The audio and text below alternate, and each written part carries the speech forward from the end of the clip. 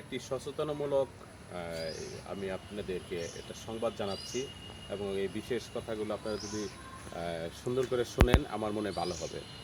আমরা যারা চিকিৎসাজনিত কারণে আমরা এই শহর, যেমন অনেক শহরে যাচ্ছি, ঢাকা যাচ্ছি, ময়মনসিংহ যাচ্ছি, বিভিন্ন জায়গা যাচ্ছি, তারা সাথে একটা লোক নিয়ে যাচ্ছি, অপরিচিত হোক আর পরিচিত হোক, তারা যখন যায় তারা কিন্তু একটা বেনিফিট পায়, ওই হাসপাতাল থেকে পাওয়া যায়।